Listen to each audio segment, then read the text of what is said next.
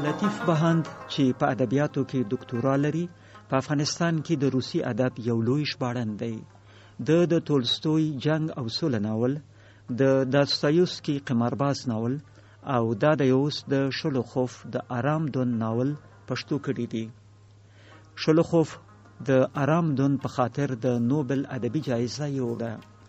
له ډاکټر بهاند سره د شولوخوف د آرام دون او د دې اثر د ژباړې په باره کې د مرکې د اوریدو بلنه درکوو. ډاکټر لطیف بهاند وایي باید ووایم چې د جګړې او سولې ناول تر ژباړې وروسته زه وزګاره کېناستم او په رښتیا هم دا بل اثر باندې دا د 4-5 کاله کېږي کار روان دی. د دې بل اثر یا د آرام دون ژباړه تر هغه لا پسې ګرانه ده، ځکه آرام دون زیاتره ډیالوګونه د روسي ژبې په یوې لهجې لیکل شوي دي. داسې وانګیرئ چې زموږ د پکتیا یا د جنوب د سیمې په یوې لهجې لیکل شوي، خو د ناول کشش د هغه نږدېوالی زموږ ژوند او هیواد ته د موضوع او ژبې له پلوه بیا کار اسانوي. که په لنډه توګه ځواب وایم، ژباړه خلاصه ده، اوس زه بیا لولم. هلته ځینې داسې اصطلاحات او خبرې دي چې زموږ په ژبه کې نشته، یا ځینې پوځي نومونه دي، یا د ځینې د لوښو او وسلو نومونه دي چې موږ یې خپله ژبه کې نه لرو. ډاکټر صاحب بهاند دا راته وایست چې دا کتاب څو کلمې دی یا څو مخه دی؟ کتاب پښتو متن کټ مټ لکه د جګړې او سولې په شان 2008-2009 مخ کېږي. روسي متن په عادي حروفو کېدای شي 2000 مخه وګڼو. کتاب میخایل شولوخوف لیکلی دی. میخایل شولوخوف په 1915 کې پیدا شوی. په روسیه کې یو قام پروت دی چې اوږد تاریخ لري. دا قام د کازاکانو په نام یادېږي. نه قزاقان، کازاکان. که څه هم په فارسي او پښتو متنونو کې پخوا چې دا کلمه راغلې، هلته کټ مټ لکه د قزاقستان قزاق په نام راغلی، خو اصلا دا قام یو جدا قام دی. دوی د روسیې او دغه راز په پولند، په اوکراین، ننني اوکراین کې چې پخوا د روسیې یوه برخه وه، په ځینو نورو ګاونډیو هیوادونو کې داسې خلک وه چې د جګړې، ازادۍ غوښتنې، داسې سیالیو، ناندریو، تورو وهلو د دغه دنده یې درلوده. د دربارونو ساتونکي وو، د هیواد د بریدونو یا سرحدونو ساتونکي وو. دوی داسې یو څوک وو او اوس هم په روسیې او اوکراین کې شته دي. دوی د روس په امپراتورۍ کې او د روسیې د 1915-1918 او وروسته کورنۍ جګړه چې تر کمونیستي انقلاب وروسته پیل شوې ده او کلونه یې دوام درلود، د سره پوځ او سپین پوځ په جګړو کې دوی ځانګړې ونډه درلوده. او دغه میخایل شولوخوف خپله یو کازاک دی په قومي لحاظ.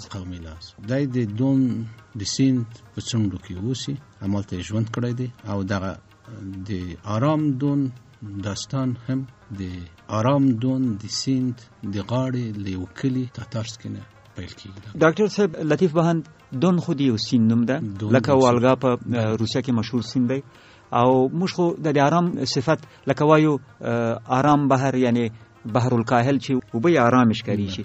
آیا دا آرام دون هم همدا خصوصیت لري او کنه دا څه چل دی چې د آرام صفت هم ورسره شته؟ آرام دون د بل هر سیند په شان ځینو ځایو کې آرام، ځینو ځایو کې مست او طوفاني دی، غاړې لري. ما کتاب د پاره سریزه لیکلې، هلته په مفصل د دې سیند تاریخ راغلی دی. خو اصلي خبره ده چې د کتاب قهرمانان او خپل شولوخوف دغه سیند ته په کتو سره د آرامۍ احساس کوي. هماغسې چې زموږ لوی شاعر سلیمان لایق په چونغر کې دښمني ویني، دوستي ویني، عظمت ویني، پرتم ویني، ښکلا ویني او نور شولوخوف او د چونغر په لمنو کې د آرامش احساس کوي، فکر کوي چې هغه یو پناهګاه ده. هغه لیکوال او دغه قهرمانان د دون په لیدو سره همدغسې د خوښۍ، د غم، د آرامۍ، د پرتم او هغه اورنۍ مینې چې په دې داستان کې راغلی د همدې سیند په غاړه تېرېږي، نو ځکه آرام نوم پرېښی دی. همدغه سیند ترڅنګ څومره آرامۍ احساس کوي، شولوخوف د کتاب یو قهرمان له خولې لیکي چې څومره جګړې نه ستړی شوی یم. کاش کې چېرته لرې د افغانستان په غرونو کې وای او هلته مې د آرامۍ احساس کړی وای، په غمونو خلاص وای. ډاکټر صاحب تاسو دا خبره کوله دا د وینم دی اوریدونکي خو دې نه ویني چې ستونه دې ډک شو. خیر دا به خبره پکې وکړو. ما څو ورځې مخکې یوه مقاله لیکلې وه او په هغه کې مې د افغانستان د سولې د کلونو ځینې خاطرې لیکلې وې. ضمناً مې لیکلي وو چې په کندوز کې د سولې په کلونو کې یو پولنډی اوسېدو انجینیر و. دی د اروپا جنګونو دوم نړیوال جنګ او مخکې د اروپا کشمکشونو دومره په تنګ کړی و چې له اروپا راغلی و او د کندوز په واړه ښار کې اوسېدو او دلته مسلمان سو، دلته واده وکړو، دلته اولادونه وو او هیڅ وخت بیا هغه جګړه ماري اروپا ته د تلو ارزو ونه کړه. نو یو چا راته لیکلي و چې کله مې دا شی ولوستو نو ژړا راغله چې یو وخت موږ دومره په سولو کې اوسېدو چې نورو مو د سولې ارمان کوو. او ګویتې هم وایي ډاکټر صاحب تقریبا 200 کاله پخوا وایي هغه شرقي دیوان لري که نه، په هغه کې وایي چې راځه چې شرق ته سفر وکړو، دلته حکومتونه ړنګېږي او تاجونه ماتېږي او جنګونه دي، راځئ آرام شرق ته سفر وکړو. او په هغه وخت کې په اروپا کې انقلابونه او جنګونه وو. نو د سولې خدا کمال یې شاه صاحب د دې ناول قهرمانان خو دې یاد کړل چې کزاق قوم سره تعلق لري. د موضوع په حصه کې اوس څه وایست؟ موضوع هغه څه چې په افغانستان کې تیریږي په دا 230 کلونو کې موضوع هم دغه ده. اول د روس او د اتریش، د روس او د پولند اوله یا لومړنۍ نړیواله جګړه، د روس د 1910 کال انقلاب، په روسیه کې کورنۍ جګړه، په روسیه کې د سوسیالیستي نظام جوړېدل او په همدغه لړ کې د وژنو، وهلو، غچ اخیستلو هغه څه چې په افغانستان کې تیر شوي دي. دا په دې معنا چې د یو بل وژل، غچ اخیستل، د کورونو سوځول، د عقایدو له مخې د نورو وژل. د عقایدو له مخه د نورو وژل مطلب دا دی چې ته پلانې نظریه لري نو وژل دې پکار دی. ګوند غړی بل ته چې په لاس ورسي وژنې دي جای په ځای. هغه یو دوه همصنفیان دي سره مخامخ شوي، هغه یو نیوله بل یې وژني. ګوره ما تا خو څونه په یو ټولګي کې سره ناست وو، ته خو پوهېږې زوی لرم، لور لرم، ښځه لرم. وایي نه نو ته چې زموږ د عقیدې مخالف د ژوند حق نه لري. او د جګړې هغه وحشت، د کورونو د سوځولو، د پاتې شویو درمندونو، د کروندو د سوځولو او د رسیدلو کروندو پاتې کېدل، ځکه زلمیان ټول جګړې ته روان وو، د زرګونو کونډو پاتې کېدل، د میلیونونو، او هممهاله د ګوندي سیالیو او د واکمنو کړیو ترمنځ د سترو توطیو تاریخ. او له دې ټولو سره په دې کې د همغه لومړۍ پاڼې نه تر اخرې پورې د یوې اورنۍ مینې اتل. د اتل میلخوف غوندې نوم یې نه و؟ کورنۍ نوم میلخوف دی، ګریګوري میلخوف. ګاونډۍ میړو ښځې د ده مینه ده. نو دغه له لومړۍ ورځې نه چې د جګړې اور پیل کېږي تر اخره اتل ژوندی پاتې کېږي. ګریګوري خو ده ته هېڅ شی نه پاتې کېږي، مور، پلار، کورنۍ، هر څه په جنګ کې له لاسه ورکوي. ډاکټر صاحب بهان او هغه مینه هم. ډاکټر صاحب بهان تاسې 2 شاهکارونه ترجمه کړي دي د روسي ادب او دواړه ناولونه دي، دواړه تاریخي ناولونه دي، دواړه حماسي آثار بللی سو او پاینل کې دواړه اجتماعي آثار بللی سو، دواړه له جنګونو سره ډېر تعلق لري. نو یو څه مشابهتونه هم پکې شته، خو طبعا په سبک کې به ډېر فرق په طرز کې. د تولستوی د فکر او قلم عظمت خو ښکاره دی، خو د ده د ناول لیکنې په طریقې باندې اعتراضونه هم کېږي، خصوصا په جګړه او سوله کې. وایي چې کله کله تولستوی د ناول لیکونکي له دریځه راښکته سي او بیخي د مقاله لیکونکي او د مبلغ دریځ خپل کې او تقریر شروع کې. ناول دا جنجال لري. د ناول بل جنجال خصوصا چې افغان لوستونکي ورسره مخامخ شوي دي، نه پوهېږم تاسې ته به هم دا خبره چا کړي که نه. وایي نومونه دومره ډېر دي چې له موږ نه حساب ورک سي چې دا اوس څوک دی، سلګونو نومونه. یعنی په جګړه او سوله کې هغه د انسجام یو مشکل شته. په هر حال ډېر خور ور د اثر د تخنیک په لحاظ او د سبک په لحاظ د شولخوف دغه شاهکار د تولستوی دغه شاهکار سره څنګه مقایسه کوي؟ جګړه او سوله اساسي موضوع د معنویت، د خیر او شر، د خدای، د رڼا، د تیاري، د ظلمت، ګلا، مینې موضوع ده سره ټولو جګړو نه. لیکوال دا نه پټوي چې هغه فلسفه توضیح کوي. کرکټونکي وایي چې کله کله دغه په ښېګڼو کې دا راوړي چې هغه 50 مخه یو شی لیکي، هغه اصلي اتل پاتې خو نور موضوعات راڅېړي. خو د مهارت په دې ده چې هلته دیالوګ داسې برابروي چې هماغه اتل بیرته خپل موضوع ته راکاږي. خو د دون ژبه لکه ما چې ویلې د ساده کلیوال انسان ژبه ده. هلته شاهي فرمانونه، د فلسفو څېړنه، د فلسفي مکتبونو څېړنه نشته، خو آرام دون په شاعرانه ژبه لیکل شوی دی. لکه ما تاسې فکلور چې وي، ژبه یې خوږه روانه، تر 3000 پورې تشبیهات پکې کارول شوي دي. د اتلانو له شمېره په جګړې او سوله کې که د 500 په شاوخوا کې 580 دلته له 0 زیات دي، ځکه ټول ملت پکې راګډ دی. تر 200 پورې د رنګونو یادونه پکې کېږي چې دا ژباړونکي ته یو ډېر ستره ستونزه ده، یا د نن سبا په اصطلاح ننګونه ده. ننګونه ده. خو هغه اساسي جوړښت هماغه جګړه ده. لکه تاسو چې یادونه وکړه، هلته 4 کورنۍ دي، دلته 4 کورنۍ دي. هلته هېوادپالنه په اوج کې ده او دلته تر هغه نه زیاته چې که سره پوځونه دي او که سپین پوځونه، که عادي خلک دي، که نورې په دې منځ کې نورې ډلې را جوړېږي، په قوت سره انسان احساس کوي چې خپل وطن ورته ګران دی. او لکه د بل هر سیاسي بهیر په څېر په هره ډله کې یو شمېر خلک په آګاهانه توګه د نورو د غولولو هڅه کوي، چې دلته هم لیکوال په ډېر هنري ډول هغه کسان ښکاره کړي دي لکه هماغه شان چې جګړې په سولې. دا خبره مې ځکه وکړه چې لیکوال هڅه کوي وښیي چې دغه غچ اخیستل چې دوی یو بل نه کوي دا یو بېهوده کار دی، او دا د دوی د نه پېژندنې له خپلې ټولنې نه، له خپل هېواد نه، د خپلو خلکو نه او په خپلې ایډیالوژۍ د نه پوهېدنې له کبله کېږي. نو د دې دپاره چې په بشپړه توګه څوک پوه شي باید ناول ولولي. ډاکټر صاحب بهاند، دا ناول البته داسې معلومیږي چې افغانانو ته لوستل لا ضرور دي، ځکه چې د دوی له حالاتو سره ورته دی او د دوی له مشکلاتو سره. شولخوف دا ناول د ستالین په زمانه کې ولیکه او د ستالین په زمانه کې دی وقدرول سو، ونازول سو، وستایل سو. او د ستالین دوره د شوروي په تاریخ کې یوه داسې دوره یادېږي چې د افکارو تنوع ته پکې اجازه نه وه، زغم پکې کم و. حتی د کمونیست ګوند ډېر مشران او ډېر غړي په وړو خبرو باندې اعدام شوي دي. نو د شولخوف د دې ناول چې تاسو کوم تصویر وړاندې کوئ، دا په حقیقت کې د جنگ ضد دی او یو وسیع لیدلوری لري، یو د فکر یو وسعت او د تحمل او برداشت یو مفکوره وړاندې کوي. نو څنګه دغه ناول هغه نظام ته د منلو وړ و؟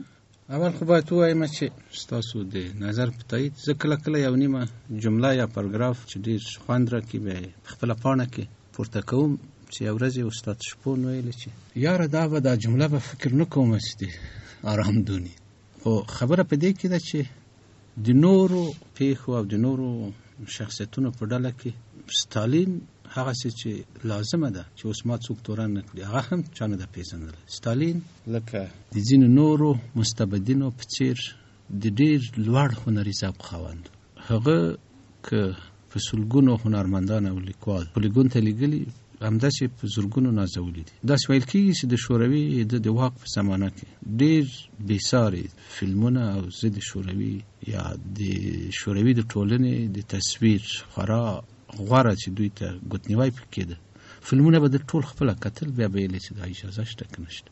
د شوروي سینما ډېر لوی شاهکارونه د په وخت کې تولید شول. نو کله چې په 1923 کال کې د کتاب خپرېدل پیل شول او بیا په بشپړه توګه لومړی ټوک خپور شو، کتاب د خپله لوستی دی یا یې لوسته. نو د کتاب داسې ژبه ده چې مستبد او غیر مستبد به ټولو به خوښېږي. اول ته تصویر داسې ورکوي چې هر ډله قتل کوي، هر ډله مخکې ما چې ویل ارمانونه لري، خو هغه سړی په دې کې دومره زغم او شهامت ښودلی چې د شوروي د وخت ټولو ښه جایزه یې شولخوف ته ورکړې ده. او کېدای شي یو علت همدا وي، سره هغه چې په زرګونو د ګوند غړي پولګونونو ته مرګ ته واستول شول. خپله شولخوف هم د شوروي د کمونیست ګوند یو ډېر لوړ پوړی غړی و. دغه مفکوره چې د یو ګوند ټول غړي خاینین دي، دغه مفکوره چې د یو ګوند ټول غړي ملایکې دي، دغه مفکوره چې د نورو عقایدو ته باید سپکاوی وشي، دام زیاتره د بیرته پاتو ټولنو خبره ده. نو په شوروي کې په هغه وخت کې ډیر پوه رسیدلی او نومیالي پوهانو کارکتونکي وو، هغو ټولو دا ارزولی او خپل نظر پې څرګند کړی. مهمه دا ده چې د شوروي دغه وخت 200 میلیونیزه یا 250 میلیونیزه ټولنې د کتاب ډیر ښه هرکلی کړی دی او ستالین په دې پوهېده. ستالین په داسې وخت کې د کتاب لومړی ټوک ولوست چې کورنۍ جګړه روانه وه، دوی د کمونیزم د جوړولو خبرې کولې او د دوی په وینا ټوله امپریالیستي نړۍ اروپا او امریکا دوی ته د سپین کارت تر عنوان لاندې خلک را لېږل. نو د دغسې یو اثر پیدا کېدل چې په هغه کې د دښمن تصویر او پر ځان انتقاد خپرېدل ډېر هرکلی شوی دی. ډاکټر صاحب لطیف بهاند شولخوف په 1984 کال کې مړ شوی دی او ګمان کوم د پسرلي موسم و. نو دی چې مړ شو ما خبر واورېد په هغه وخت کې او په ده باندې تبصرې وسوې چې په ده باندې شک دی چې دا د آرام دوند لیکلی. په شک کې یوه خبره دا وسوه چې تاسې مخکې اشاره وکړه چې د دې ناول اول ټوک په 19 کلن یا 22 کلن و چې د دې ناول لیکلی پیل کړي دي او تاسو د دې ناول د ژبې د سبک د شایست تعریف هم وکړو. دا لري خبره معلومیږي چې یو سړی دی په دې عمر کې شاهکار ولیکي. په دنیا کې داسې سوي دي د آرتر رمبو فرانسوي شاعر په همدغه 20 کلن لا نه و چې ګمان کوم خپل شاهکار یې ولیکه. هغوی بیا وروسته هم چې په کم عمر شاهکار لیکلی دی وروسته هم لیکلی دی. د ده په کیسه کې ویل چې د ده تر ټولو مهم کتاب همدا دی او وروسته بیا مهم څه نه دی لیکلي او په دې باندې دا شک کیږي. د دې شک په کیسه کې اوس خو شوروي نسته او په وروسته کې به د هغه وخت ډېر حقایق افشا سوي. څه ویل کیږي اوس په دې اړه چې آرام دوند د شولخوف نه دی؟ په زرګونو مقالې لیکل شوي.